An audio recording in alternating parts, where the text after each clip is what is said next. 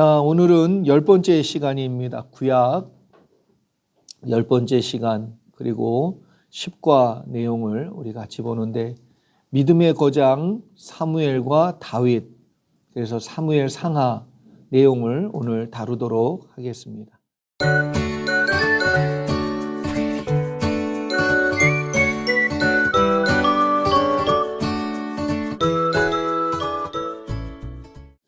페이지는 우리가 수업 오늘 책 136페이지부터 145페이지까지 내용을 우리가 함께 공부해보고 또 그 범위에 맞는 내용을 우리가 함께 읽는 시간을 갖도록 하겠습니다.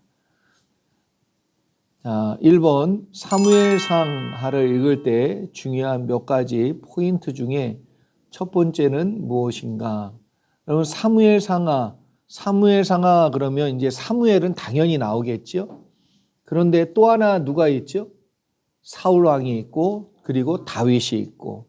그래서 사무엘 상하를 읽을 때 중요한 거 이제 두 가지 염두에 둬야 될 포인트가 있습니다. 먼저는 사무엘 상하에 나오는 요 세 사람을 꼭 기억하셔야 돼요.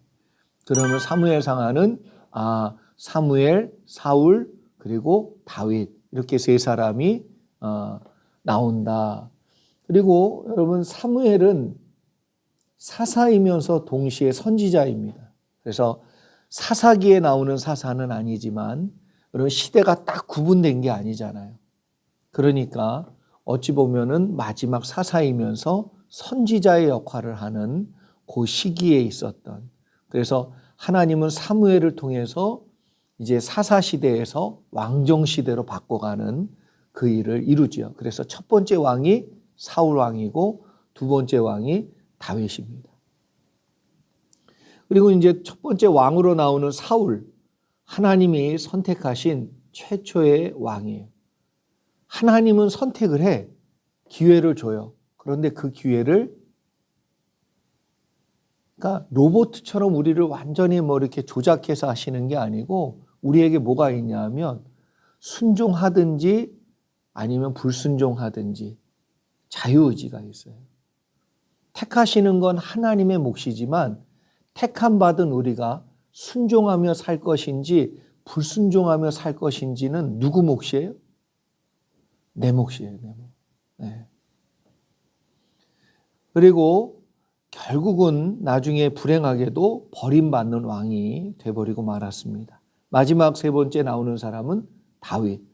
다윗은 하나님이 내 마음에 합했다, 그리고 하나님이 기뻐한다라고 얘기했던 왕이지요. 그래서 열왕기에 나오는 모든 왕을 평가할 때 하나님이 누굴 기준으로 삼냐 하면 다윗을 기준으로 삼아요. 그래서 내 종 다윗과 같다, 그러면 그건 훌륭한 왕이에요.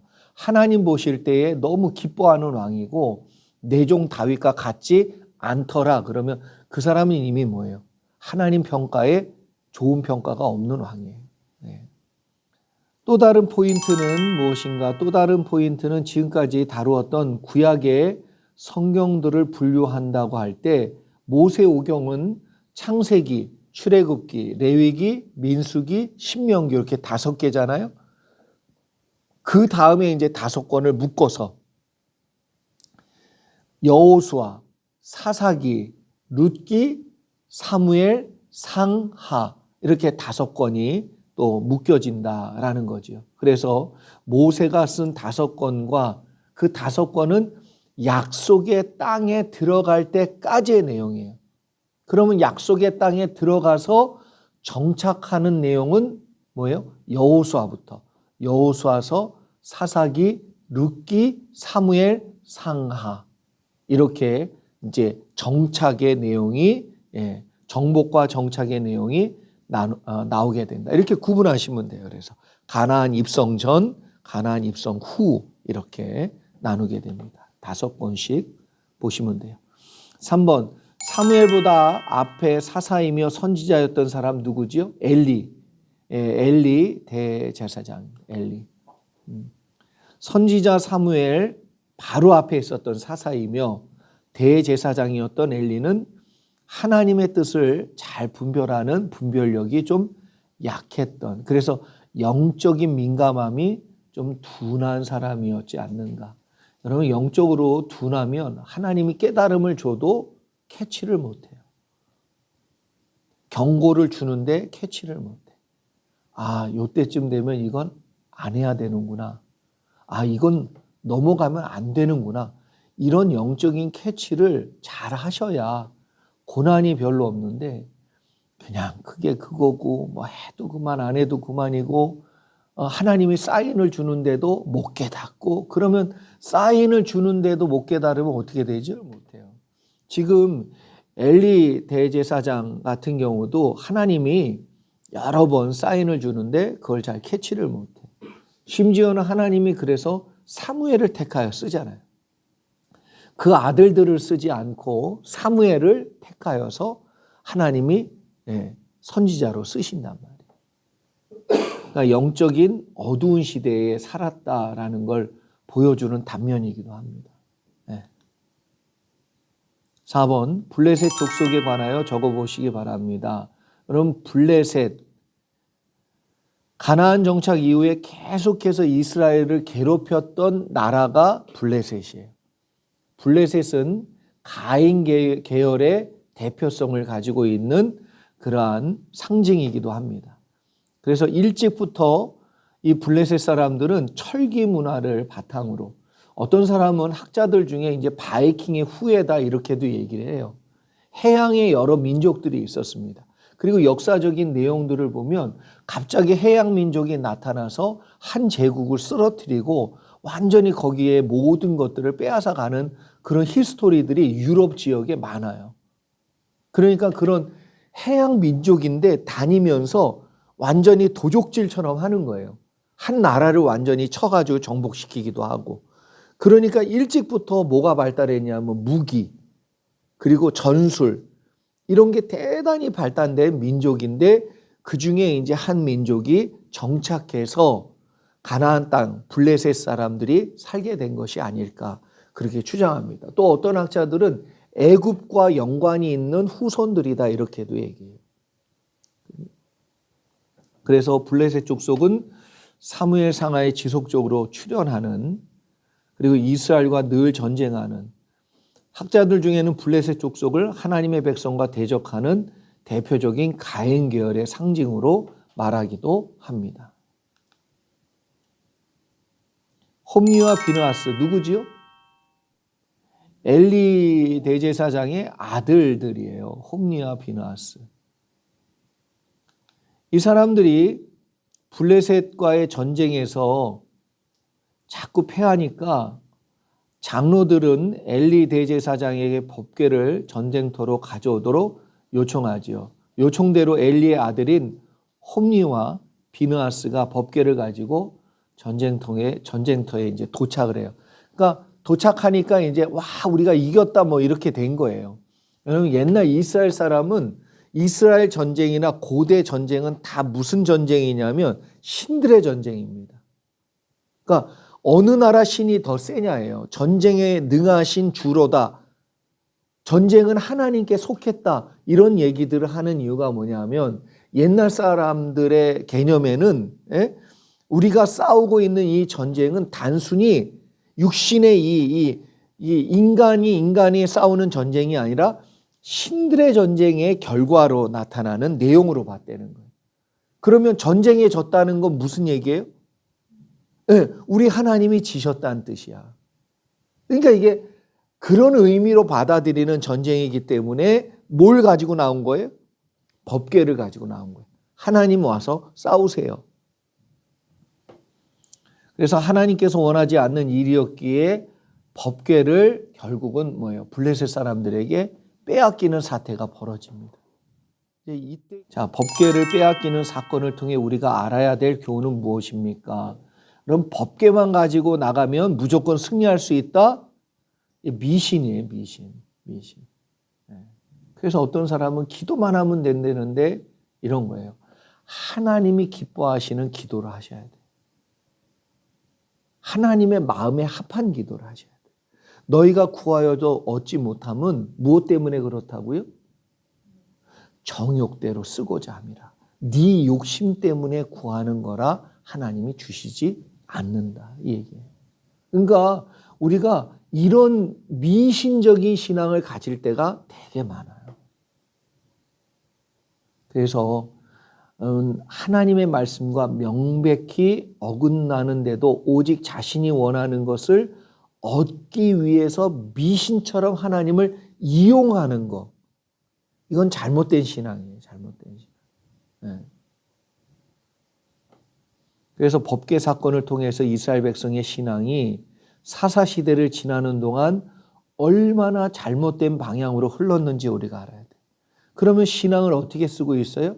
자기 소견에 옳은 대로 믿고 자기가 원하는 대로 믿는 것이 무엇인지를 보여주는 대표적인 내용들이고 사건들이라는 거예요. 7번, 사무엘의 출현 당시 시대적인 배경을 설명해 보시기 바랍니다. 사사기 17장에서 살펴보았던 에브라임 산지의 미가의 어머니와 사무엘의 어머니 한나는 비슷한 시기에 같은 장소, 에브라임 산지에 있었던 사람이에요. 아주 비슷한. 그런데 한 사람은 하나님의 정말 기뻐하지 않는 일을 도모하고 자기 아들을 위해 우상을 만드는 반면 어떤 사람은 뭐예요? 하나님을 전적으로 믿고 하나님께 그 아들까지도 내어놓고 바칠 정도로 하나님 중심으로 세워져 있는 사람이 있단 말이에요. 귀한 사람이죠. 그런데 하나님이 이 한 사람의 눈물 때문에 시대를 바꿔가요. 한나가 내가 사사시대를 바꾸리라 이래서 사무엘을 낳았어요? 아니에요.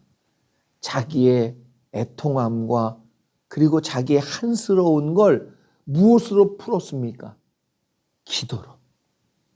누구에게 가지고 나갔어요? 하나님께. 그 기도가 무엇이 됐냐 하면 이스라엘 전체를 회복하는 인물을 탄생시키는 기도가 되었다는 거예요. 그러니까 내가 어렵고 힘들 때 어머니들이 막 부르짖고 기도해서 대한민국이 저만큼 됐었어. 그렇죠? 뭐 나라와 민족을 위해서 처음부터 기도한 게 아니에요. 이 가난에서 이 지긋지긋한 고통에서 우리 좀 건져달라고 기도해서 시작한 것이 그 능력받고 은혜받고 역사함이 나타나는 기도가 됐단 말이에요. 그리고 나중에 그것이 나라와 민족을 위한 기도로 바뀌고 그래서 대한민국이 저만큼 됐단 말이에요. 사무엘이 신실하게 사명을 감당한 내용을 적어보세요. 사무엘은 블레셋으로부터 위협받고 있는 이스라엘 백성을 구원하고 하나님의 말씀을 세우기 위해서 무슨 운동을? 회개 운동을 전개합니다. 이게 하나님이 사무엘을 세우신 목적인데 그 사명을 신실하게 잘 감당합니다. 이스라엘 왕은 어떻게 이스라엘을 다스려야 합니까? 원래 왕은 누구시죠? 하나님이 원래 왕이세요. 하나님이 법을 정해 놓으셨으니까 그래서 율법, 하나님의 법을 정해놨어요. 그러니까 하나님이 왕이시지요. 그런데 하나님을 왕으로 인정했어요? 안 했어요? 인정 안 했어요. 그리고 자기들의 육신의 왕을 세워달라고 그랬어. 그래서 하나님이 세우신 왕이에요. 인간들이 세웠어요? 하나님이 세웠어요? 이스라엘 백성이 세운 왕이 아니에요. 사울 왕은. 네? 사무엘을 통해서 하나님이 세우신 왕이에요. 그러면 하나님이 세웠다는 것은 누구 말대로 다스려야 된다? 하나님 뜻대로, 하나님 생각대로 하나님 대리자가 되어서 다스리고 말하고 하나님의 뜻을 이루는 왕이 돼야 돼. 자, 그러면 교회는 목사가 백성들이 세웠으면 원하는 대로, 성도들이 세웠으면 성도들이 원하는 대로 목회를 해야 돼. 그렇죠? 그런데 하나님이 세웠으면 하나님이 원하는 대로 해야죠.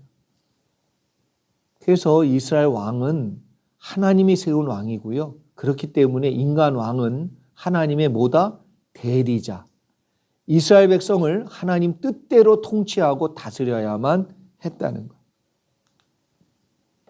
10번 사무엘이 영적으로 매우 중요한 일을 하게 되는데 그것은 무엇이냐?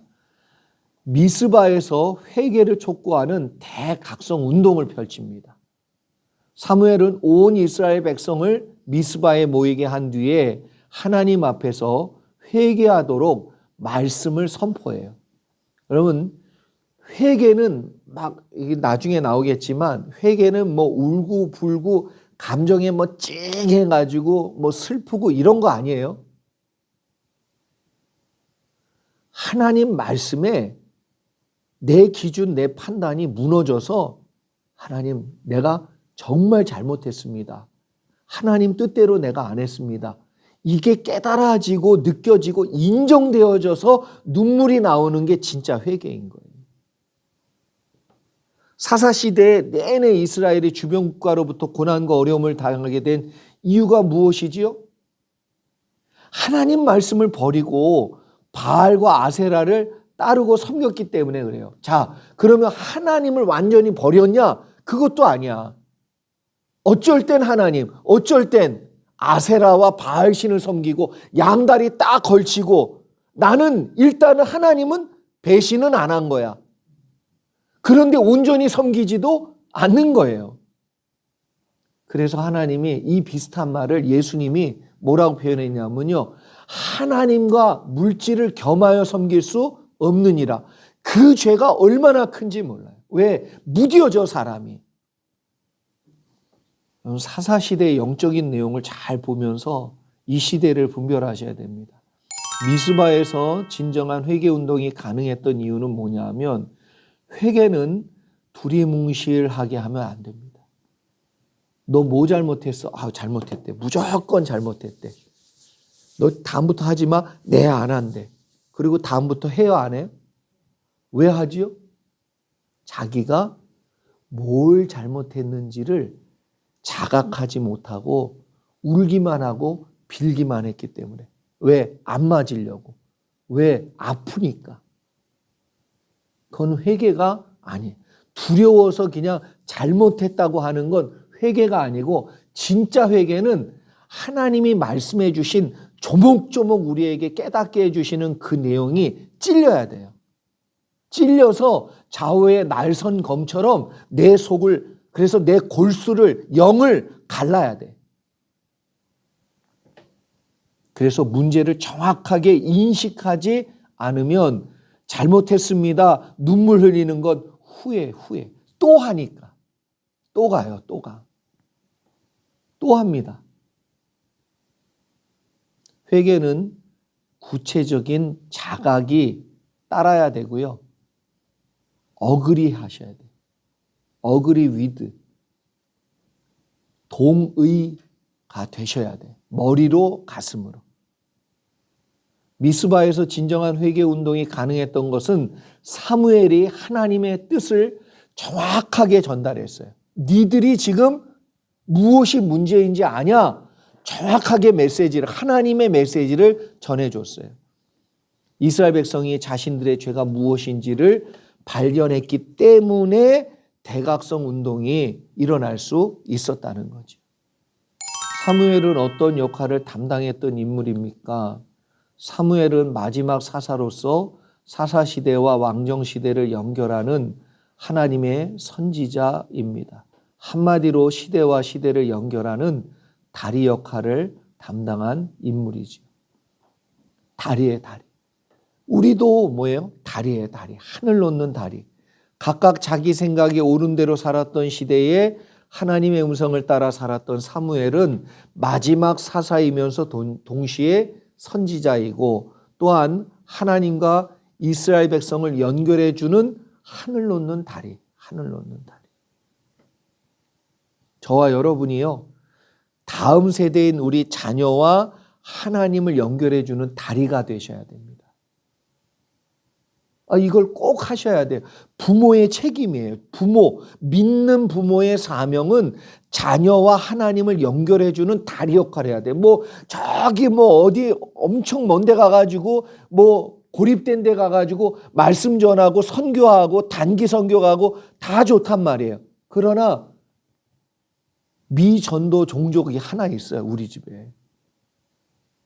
미전도 종족이 있다니까요. 우리 집에, 우리 가정에. 누구지요? 우리 아이들. 그 아이는 누가 전도할 거예요? 나보고 전도하라고 나한테 맡겨주셨는데. 그러니까 맡겨주신 그것부터 해야죠. 그래서 예루살렘과 유다와 사마리아와 땅끝까지 이르러 증인이 되셔야 돼요. 13번 사무엘 상하를 어떻게 정리해서 읽으면 쉬워지는지 적어보세요. 다윗 이야기가 대부분인데 먼저 사무엘의 등장을 여러분들이 기억하시고, 사무엘이 다윗 왕을 세우기 전에 누굴 세워요? 먼저 사울. 그래서 사울 왕을 기억하고, 사무엘 상에는 다윗 왕 되기 전까지 내용과 훈련이, 그래서 다윗이 왕이 되기 전까지의 내용이 사무엘 상에 나와요.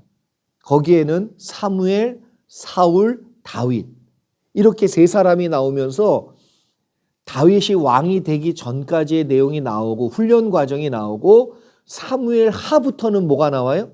다윗이 왕이 되는 과정, 그리고 왕으로 마무리하는 과정까지 나온다는 거죠. 그래서 다윗의 인생 전체가 사무엘 하에 나옵니다.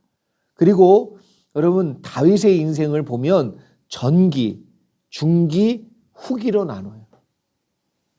전기는 이제 왕이 되기 시작할 때, 중기는 왕으로서 큰 은혜를 누릴 뿐만 아니라 그러나 또 시험도 있고, 그리고 고난도 있고, 그리고 이제 후반부에는 누가 나오죠?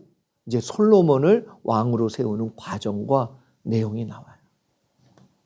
14번 사무엘상 1장부터 8장까지의 내용을 정리해 보세요. 자, 어머니 한나의 간절한 기도로 사무엘이 태어납니다. 사무엘은 몰락해가는 엘리 가문에서 자라지요. 엘리의 후계자가 된 사무엘이 미스바에서 이스라엘 백성과 함께 성회를 갖고 감동과 은혜를 받은 이스라엘 백성이 회개를 합니다. 그 사무엘은 베델과 길갈, 미스바, 라마를 순회하며 하나님의 말씀을 전해요. 뭘 전해요? 이 말씀은 원래 누가 전해야 되는데? 레위 지파가 전해야 되는데, 이거 잘 아셔야 돼요. 하나님이 그러니까 선지자를 보내시는 거예요. 선지자가 없어도 돼. 누가 잘하면? 레위 지파가 그 역할을 잘하면 되는데, 사사시대에 완전히 전멸됐잖아요. 그렇죠? 그러니까 하나님이 말씀을 전달해주는 또 다른 무리, 또 다른 직위를 가지고 있는 사람을 세웠는데, 그게 사무엘이에요. 그게 선지자입니다.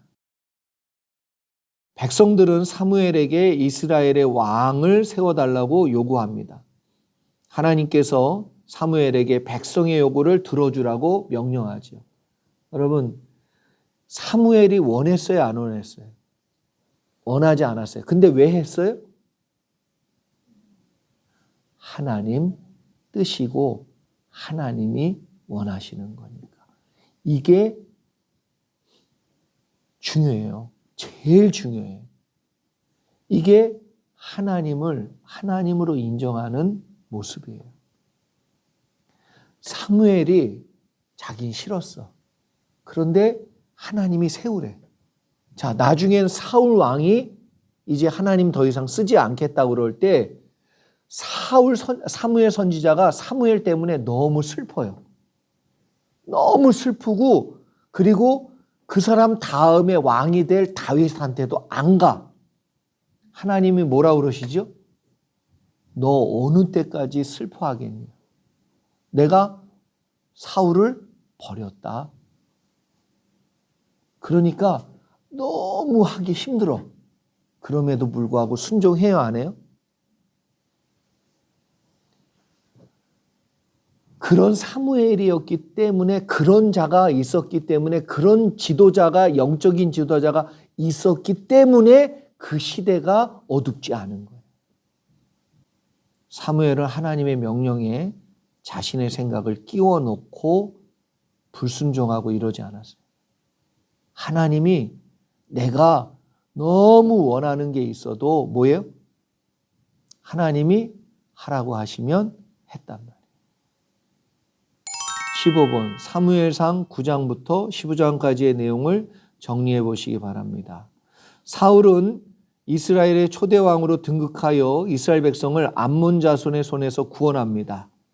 그리고 블레셋과 전쟁에서 여러 번 또 승리해요. 블레셋은 이후로 계속해서 이스라엘을 공격하고 자주 전쟁을 일으킵니다.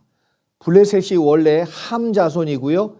애굽의 혈통을 지닌 해안 민족이라고 이야기하지요. 일찍부터 철기 문화가 있었어요. 철기, 갑옷, 철제, 무기 이런 게 발달해 있었단 말이에요. 싸움에 능했고 이스라엘 민족을 위협하는 큰 적이었습니다. 특히 가나안 해안 지역에 성읍을 세우고 연합국가를 이룬 민족이에요. 사울은 키가 크고 기품이 있고 겸손했던 왕이지만 하나님 앞에서 3번에 걸쳐서 실수를 범합니다. 사실은 실수가 아니고 뭐예요? 교만이, 불신이고 불순종. 사울왕의 첫 번째 실수, 첫 번째는 13장에 나오는데 사울왕은 계속된 승리가 자신의 능력으로 된 줄 착각합니다. 여러분 이게 많은 크리스찬들이 넘어지는, 많은 목회자들이 넘어지는 대부분이에요. 저도 교회가 막 부흥하고 그럴 때 제일 많이 싸운 내용이 뭐냐? 하나님 나 한 거 하나도 없습니다. 이걸 수천 번, 수만 번 하나님 앞에 고백하고 내 입술로 외쳤어요. 왜? 안 무너지려고. 겸손했던 사울도 뭔가 이루어지니까 교만해지는 거예요. 그리고 블레셋과 전쟁을 앞둔 상황에서 사무엘이 정해진 시간에 오지 않자 백성들이요 빠져나가기 시작했어요. 그러니까 아차 싶었어.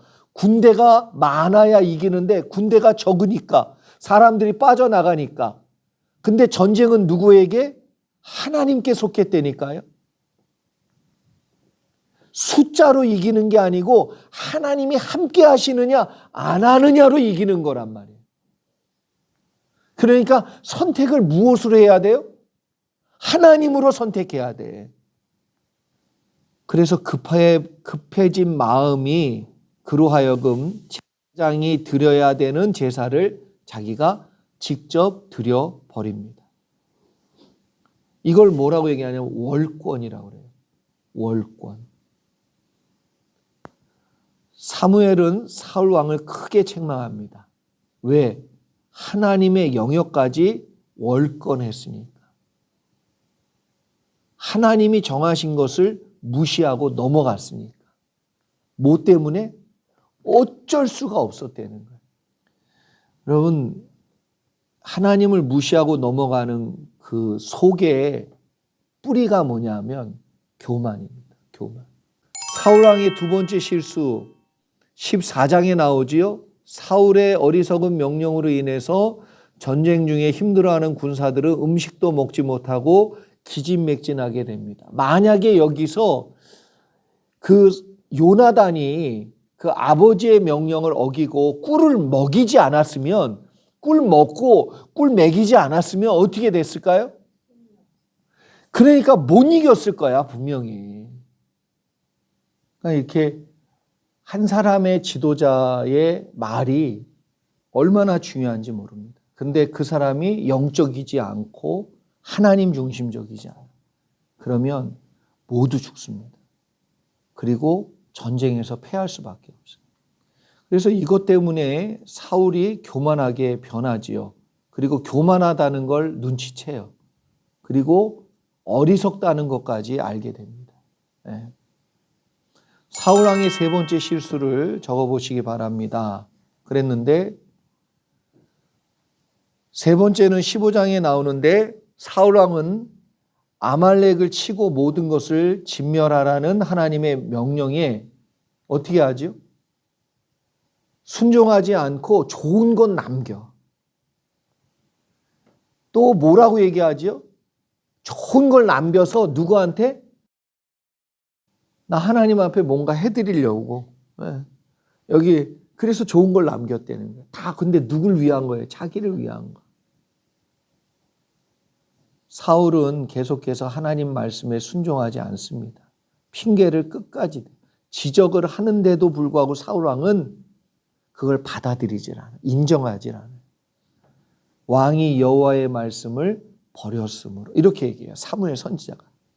뭘 버렸어요? 왕이 여호와의 말씀을 버렸다. 그 말은 당신이 하나님을 버렸다 이런 뜻이에요. 불순종을 여러분 쉽게 생각하면 안 됩니다. 하나님께서 주시는 말씀, 성령님이 깨닫게 해주셨는데 그 말씀을 내가 어떻게 해요? 말씀을 버려. 은혜를 버려. 감동을 버려. 그건 곧 뭘 버린 거예요? 하나님을 버리는 거예요. 근데 이걸 너무 쉽게 생각해요. 하나님이 말씀으로 성경 읽다가 기도 중에 감동을 줬어. 그러면 하셔야 돼. 그래야 살아요. 그래야 역사가 일어나고 기적이 일어나고 은혜가 되고 성령의 불이 붙어요. 그런데 안 해. 말씀 묵상과 설교를 통해서 주시는 말씀을 가볍게 여기지 말고 주님의 음성으로 내게 다가오면 그 음성을 어떻게 해야 된다? 순종해 보셔야 돼요. 그러면 은혜 위에 은혜가 되고 순종은 또 다른 순종을 낳아요. 복은 또 다른 복을 창출해낸단 말이에요. 사무엘상 16장부터 31장까지의 내용을 정리해 보세요. 16장에 보면 다윗은 사무엘을 통해 이스라엘의 새로운 왕으로 기름 부음을 받습니다. 그리고 17장에서 다윗은 골리앗을 쓰러뜨리고 18장부터 20장까지는 다윗을 질투하는 사울의 모습이 소개가 되고 있고 21장부터 27장까지는 다윗은 사울을 피해서 도망을 다녀요. 훈련받아요. 그리고 28장부터 31장까지는 사울의 죽음에 관한 내용이 나와요. 20번 골리앗에 대한 내용. 골리앗은 어느 나라 사람이죠? 블레셋 사람이에요. 블레셋 사람. 그리고 아낙 자손이에요. 아낙 자손. 아낙 자손 그러면 누가 생각나요? 아낙 자손 앞에 쓰니까 내가 뭐 같다? 메뚜기 같다. 그렇게 느껴지는 거야. 완전 자이언트니까. 그래서 골리앗은 아낙 자손의 후예고요. 블레셋의 장군이었어요. 21번 다윗과 골리앗의 싸움을 우리가 어떻게 해석하고 은혜 받는 것이 바람직하냐? 다윗은 골리앗과의 싸움에서 자신의 능력으로 싸우지 않았어요. 골리앗은 나는 단창과 검으로 가잖아요. 골리앗은 자기 힘으로 싸우는 거예요. 그러면 세상은 무슨 힘으로 싸워요? 자기 힘으로 싸워. 그럼 믿는 자인 우리는 무슨 힘으로 싸워요? 하나님 힘으로 싸우는 거예요. 그러니까 싸움이 달라. 그래서 다윗이 어떻게 생각했냐 하면 너는 단창과 검으로 나오지만 나는 만군의 주 여호와의 이름으로 내게 가노라. 그러면 너는 단창과 검, 네 힘으로 싸우지만 나는 하나님으로 싸운다? 이 얘기 아니에요? 그럼 다윗과 골리앗이 싸우는 겁니까? 골리앗과 하나님이 싸우는 겁니까? 그러니까 다윗이 당연히 하나님이 이기셔 이렇게 믿고 가는 거죠. 그러니까 내 싸움으로 싸우면 우리는 더 내 능력을 키우는 쪽으로 가야 돼요. 그런데 우리는 우리 능력으로 싸우는 존재가 아니고 무엇으로 싸운다? 하나님으로. 제가 그래서 많이 얘기하는 것 중에 하나가 뭐냐면 우리가 물과 성령으로 거듭나면 우리 존재 자체가 바뀐다니까요. 내가 예전에는 사자였으면 그 다음엔 물과 성령으로 거듭나면 무엇으로 바뀌어요? 양으로 바뀌는 거야. 양으로 바뀌었으면 그 다음엔 내가 뭐예요? 내 힘으로 짐승 잡아먹는 약육강식의 방법으로 사는 게 아니라 무엇으로 사는 거예요? 목자를 팔로우하는 방법으로 사는 거예요. 그리고 육식을 누군가를 죽여서 내가 무엇인가를 취해서 먹고 사는 게 아니라 목자의 인도함을 받으며 그것을 통해서 먹고 사는 거예요. 뭘 먹고? 풀 먹고 사는 거예요. 사람이 떡으로 사는 게 아니고 하나님의 말씀으로 산다. 음식 달라졌다는 거예요. 그러면 우리는 무엇으로 살아야 됩니까? 내 힘으로? 아니요. 목자의 능력으로. 그럼 사자가 또 나타나서 나를 죽이려고 할 때 사자일 때는 맞붙으면 돼. 힘을 키워서. 그런데 이제는 맞붙어 싸울 수도 없어. 변했으니까. 뭐로? 양으로. 그러면 누가 싸워야 돼요? 할렐루야. 그 목자 뒤에 딱 붙어 있으면 돼요. 목자가 싸우시면 이겨. 그래서 나의 목자시니 내가 부족함이 없으리로다. 그래서 우리가 하나님을 믿고 그분의 능력을 의지할 때 그 싸움은 하나님께서 개입하시는 싸움. 하나님이 개입하시는. 그래서 다윗과 골리앗의 싸움이 아니라 하나님과 골리앗의 싸움이기 때문에 당연히 누가 이긴다? 하나님이 이겨요. 목자와 사자의 싸움이야. 누가 이겨요? 다윗 같은 목자가 다윗보다 훨씬 능하신 목자이신 하나님이 우리를 책임지신다. 그러니까 다윗은 여러분 그 고백이요. 나도 내 양을 위해서, 나도 사자와 곰과 싸워서 목자이신 우리 하나님은. 그래서 골리앗 앞에서 떨질 않는 거예요. 22번. 우리의 문제 앞에 다윗처럼 우리도 어떻게 싸워야 이길 수 있습니까? 우리도 우리의 힘과 능력으로 싸워서는 세상을 이길 수 있다 없다? 여러분 사자와 양이 어떻게 싸워요? 자, 그래서 우리의 힘으로는 이길 수 없어요. 세상을 못 이깁니다. 세상에 똑똑한 사람 못 이겨요. 세상에 권력 있는 사람 못 이겨요. 하나님이 싸워주셔야 이겨요. 그래서 우리는 육신의 소욕과 싸울 때도 못 이겨요. 내 육신은 누구 편이에요? 내 편이에요. 하나님 편 아니에요. 그러니까 내가 제일 잘 넘어가요.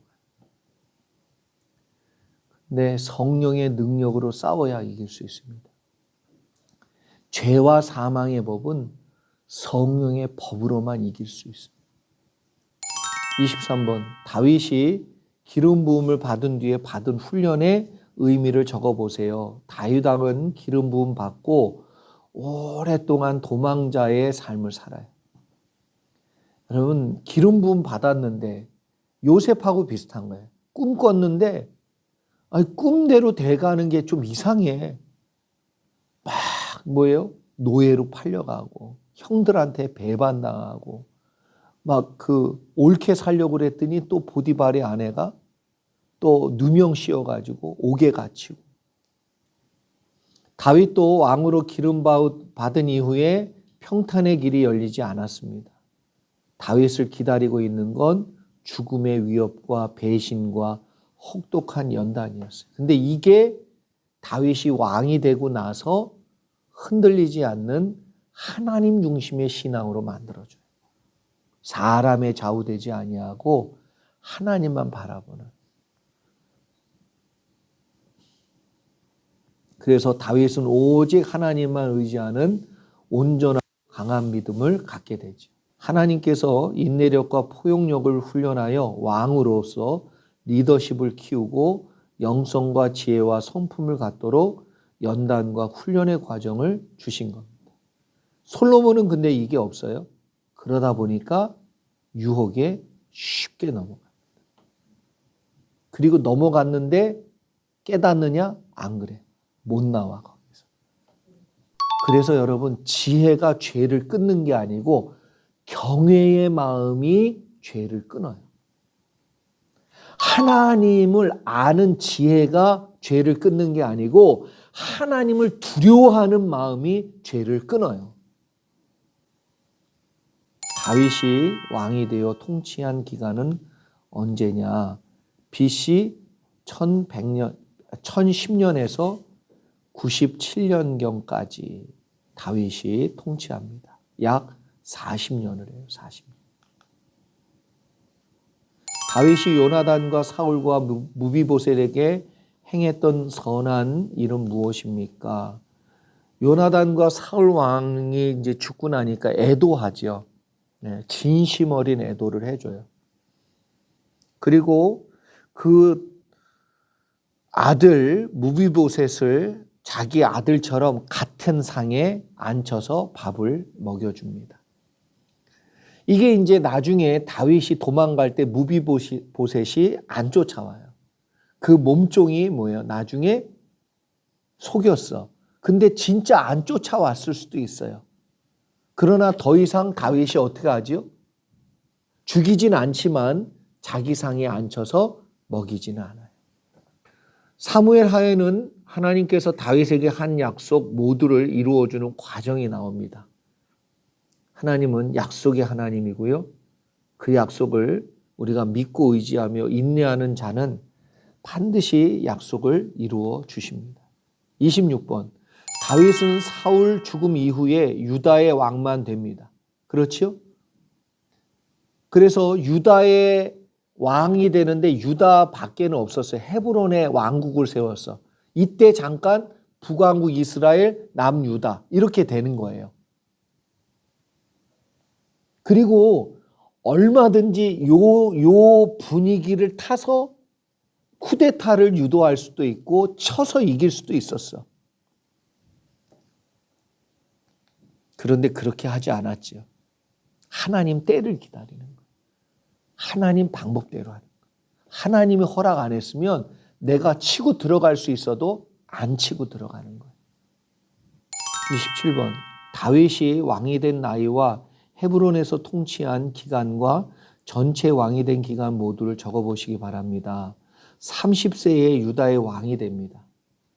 헤브론에서 약 7년 6개월 동안 통치하고 11지파가 다윗을 찾아와서 왕이 되어주기를 간청하여 통일왕국을 이룬 다음에는 한 32년, 그러니까 전체 기간으로는 약 40년을 다스리죠. 자신의 군사력으로 얼마든지 빼앗고 이스라엘 전체를 다스릴 수 있었음에도 불구하고 하나님의 승인이 있을 때까지, 하나님의 뜻이 정해질 때까지, 하나님의 사인이 있을 때까지 하나님의 마음에 합한 사람 다윗도 결정적인 실수가 있었어요. 여러분 이게 중요합니다. 다윗의 장점은 근데 뭐냐면 하나님의 책망과 질문 앞에서 숨기지 않고 감추지 않아요. 그리고 어그리 위드를 반드시 합니다. 잘못했습니다. 하나님이 맞습니다. 사울하고 너무 대조되지 않습니까? 어쩔 수 없었대. 아니래 그런 뜻이. 하나님이 지적하는데도 하나님의 말씀을 통해 지적해 주시면 항상 여러분 복이 있으려면 자백하셔야 돼요. 아, 내가 틀렸구나. 찔리잖아요. 아, 내가 이걸 고쳐야 되는구나. 인정하며 받아들이고 하나님의 뜻에 순종하면 복 주세요. 은혜를 주세요. 29번. 다윗이 전쟁에서 승리한 주변 국가들의 이름은 무엇입니까? 다윗은 하나님이 다윗에게 사사시대에 점령하지 못했던 나머지 모든 땅을 다 점령하도록 허락해 주셨어요. 그동안 남아있었던 여부스 족속, 블레셋 땅, 예루살렘, 시온성, 가나안 서쪽 해안지역, 남동쪽 에돔과 모압 땅, 사해를 아래로 끼고 도는 땅, 그리고 위로는 암몬과 갈릴리 호수 오른쪽 구술 땅, 북쪽 아람, 그래 시리아죠. 아람족, 아람의 장군 나아만, 아람, 시리아까지 정복하게 됩니다. 단에서 부엘세바까지. 30번. 승리 이후에 겸손하지 못한 다윗이 범한 실수 11장 12장에 나오는 내용 뭐죠? 충신 우리아의 아내 바세바를 범하여 하나님 앞에서 죄를 짓습니다. 그래서 다윗이 아들 압살롬에 의해서 고난을 크게 당해요. 그리고 이것만 당하느냐? 그렇지가 않지요. 압살롬의 고난 13장 이후에 나오지요. 또 한낱 불량배에 불과한 세바의 반역으로 인해서 큰 곤욕을 치릅니다. 20장 나오지요. 네분과 반란이 끊임없이 일어나요. 블레셋의 반기가 있어서 블레셋 사람들이 계속 반기를 일으키고 다윗이 힘이 점점 빠지는 거예요. 신경 쓸 일이 생기니까. 여러분, 그래서 21장까지 이 내용들을 보면 죄는 반드시 뭐가 뒤따른다? 여러분, 순종하지 않으면 그 말씀에 순종하지 않는 걸로 끝나지 않고 그건 반드시 가시가 되어서 나를 찌르는 내용이 돼요. 이걸 잊지 마세요. 32번 다윗은 고난 뒤에 22장과 23장에 무엇을 했습니까? 뭘 했지요? 이때 하나님을 더 신뢰하고 찬양하죠. 사람이 고난받고 나면 마음에 은혜가 찾아옵니다. 하나님이 죽은 자를 살리시듯 나를 살려주셨어. 병에 걸려가지고 완전히 죽을 뻔했는데 고쳐주셨어. 그러면 은혜가 넘치고 막 살아나지요. 이때 일어나는 게 뭐예요? 은혜가 충만할 때 나오는 게 찬양이에요. 찬양. 그래서 시편이 이때 많이 지어지고 주옥 같은 시편은 다 이때 나와요. 인구조사의 실수를 범하게 된 이유를 추측한 책의 내용을 찾아서 적어보시기 바랍니다. 다윗이 그런데 또 뭘 실수하지요? 인구조사를 합니다. 군사력을 측정한 흔적이에요. 인구조사할 때 요압 장군이 반대해요. 왜 하나님 싫어하시는 일을 하십니까? 반대해요. 그런데도 감행해요. 왜 그랬을까요? 뭐 때문에?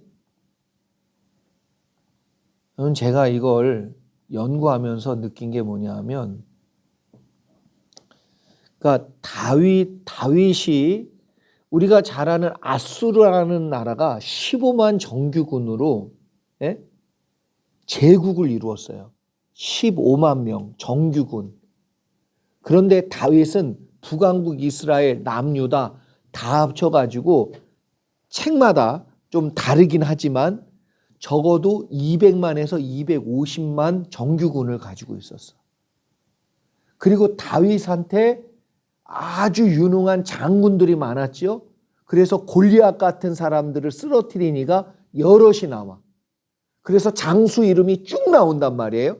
그러면 그 당시 다윗이 여러분 메소포타미아 지역이나 애굽 쪽에서 다윗 그러면 벌벌 떨었어요.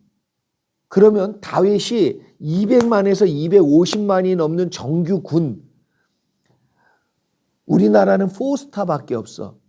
왜 그렇죠? 군대 규모가 60만을 안 넘어서 그래요. 60만이 넘어가고 100만이 가까이 되면, 정규군 100만이 되면 원수라고 그래서 5스타가 되는데 우리는 60만이 안 돼. 그러니까 4스타밖에 없어요. 정규군이 작아서. 그런데 200만 넘고 250만까지야 최대. 그러면 자, 다윗이 내가 하나님 앞에 제국을 한번 이루어? 다윗이 자기 욕심만은 아니었을 거예요. 그런데 하나님이 이렇게 힘 주셨으면 한번 땡겨봐야지. 응? 바짝 땡겨가지고 한번 제국을 건설해봐. 하나님의 제국. 그냥 한번 땡겨서 우리도 메가 처치 한번 해봐. 메가. 그냥. 하나님 책망하셨어요. 하나님 원하시는 게 큰 나라를 건설하는 게 아니에요. 하나님은 하나님 나라가 세워지기를 원하셔요. 하나님 나라는 크게 해드리는 나라가 아니라 하나님 나라는 하나님 뜻대로 되어지는 나라예요. 나는 우리 교회가요, 큰 교회 무슨 교회가 아니고 하나님의 교회가 되면 좋겠어요. 이 마음을 저와 여러분이 이걸 공부하면서 배우셔야 돼요. 안 그러면 우리가 헛된 거로 막 하다가 내가 주님을 위해 이것도 하고 저것도 하고 귀신도 내쫓고 이적과 기사도 크게 건물도 짓고 난 너 누군지 모르겠다. 너 좋아서 했지 내가 원했냐? 한 번이라도 나한테 물었냐? 우리가 건설해야 될 나라가 하나님 나라예요. 그러면 하나님의 뜻이 무엇인지를 날마다 찾아야 되고 하나님 뜻이 단에 부엘세바 까지면 내 힘이 200만이 넘는 힘을 군대를 가지고 있는 강력한 힘을 가지고 있고 제국을 건설할 능력이 있어도 안 하는 거야. 그래서 다윗이 뭐예요? 하나님 앞에 또 하죠? 그때는 알잖아요. 하나님을 위해서 성전을 지으려고 하니까 하나님 뭐라 그래요? 네 손에 피가 많아서 안 된다. 순종합니까? 안 합니까? 훈련 받았거든. 연단 받았거든. 한번 해봤거든. 아니라는 걸 철저히 깨닫고 순종하잖아요.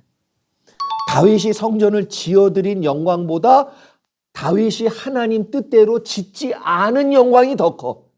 그럼 우리 교회도 자꾸 성전 지어야 되는데 그냥 안 짓는다고 이렇게 막 안 짓는 게 아니라 하나님 원하는 대로 짓든지 안 짓든지 뭐 하는 대로 하나님 뜻대로 하자는 거예요.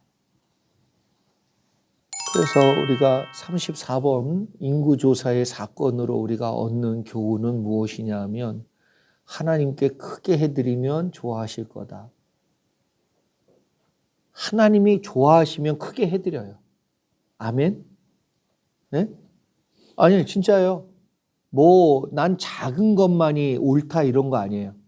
크게 해드리는 거 원하면 그 사람은 크게 해드려야 돼. 아멘? 그래서 하나님이 좋아하시는 걸 해드리는 게 청지기예요, 청지기. 작게 해드리는 거 원하면 작게 해드리고 크게 해드리기 원하면 크게 해드리고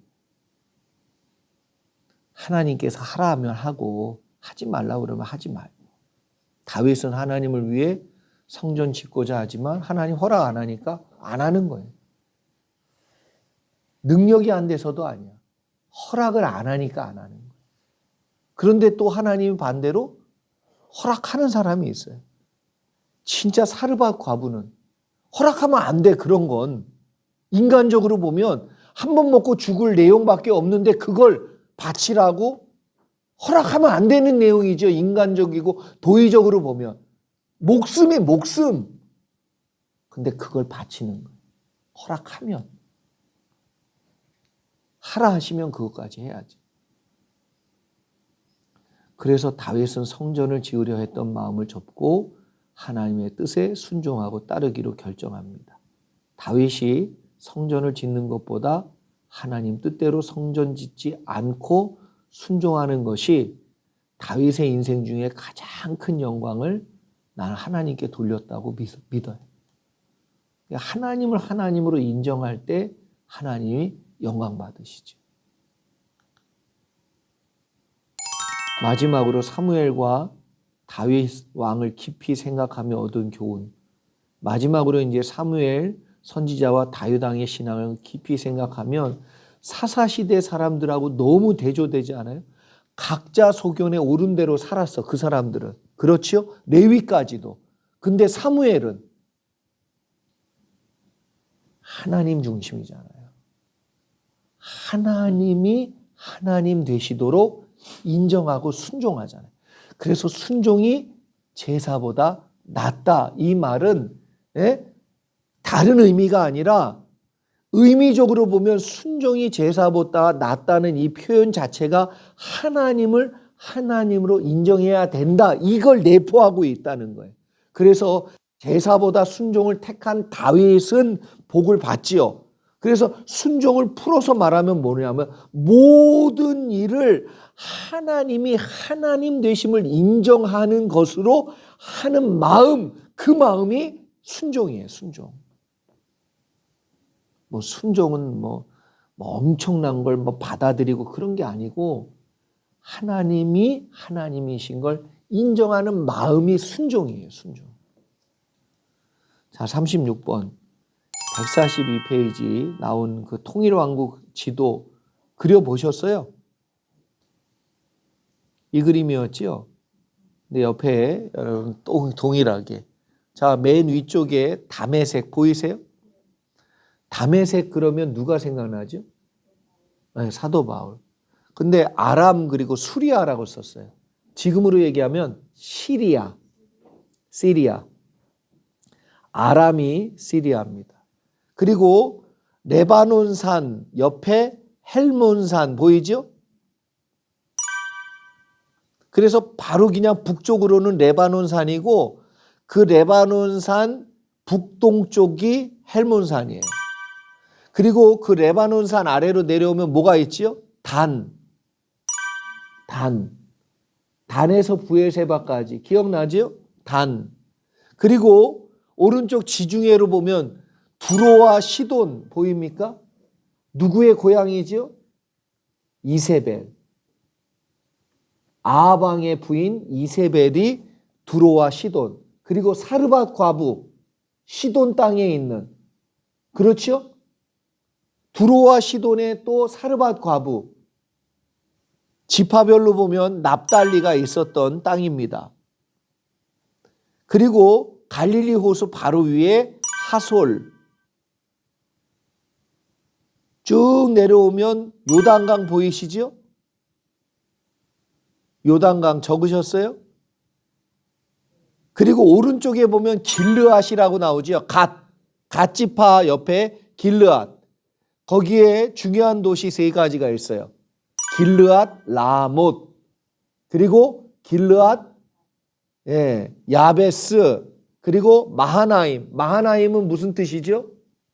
하나님의 군대. 그리고 라빠. 여러분 암몬과 모압 족속 그 땅이에요. 그쪽이. 그리고 이제 건너오세요. 건너오면 자 지중해라는 글자 아래로 쭉 내려오면 이스라엘 보입니까? 무깃도. 그리고 그 중간에 세겜. 하나님의 성전이 지어지기 전까지 성막은 어디에 있었다? 세겜 땅에 있었어요. 세겜 땅에. 에브라임, 실로, 그 다음에 베델, 미스바 보이시죠? 길갈은 뭐죠? 요단강 건너서 제일 먼저 뭐 한 곳이에요? 제사 지내고 할례 받은 곳. 그리고 길갈 근처가 뭐였냐면 여기는 없어졌죠. 왜? 다시 세우지 말라고 그래서 여리고. 예루살렘 그리고 그 아래 베들레헴 유다 땅 중심 아래 보면 뭐가 나옵니까? 헤브론 더 아래 내려가면 다윗이 도망갔던 시글락 보이세요? 시글락. 그리고 그 위에 가드 보이세요? 가드와 또 비슷한 블레셋의 불자 앞에 있는 가사는 오늘날 어디지요? 팔레스타인 가자 지구. 가사예요. 가사 원래. 그리고 도시국가라고 그랬지요? 아스글론, 아스돗, 에글론. 여기가 다 뭐예요? 블레셋의 성입니다. 그리고 아둘람 보이시죠? 그리고 맨 마지막 에돔 위에 보면 뭐가 있습니까? 부엘세바. 그래서 단에서 부엘세바까지. 네. 이 지도를 그려봐야 여러분들이 지형을 이해하고 어디로 도망갔나? 어디로 갔나? 여기가 거기지? 라고 떠오르게 돼 있어요. 지도를 꼭 그려보시기 바랍니다.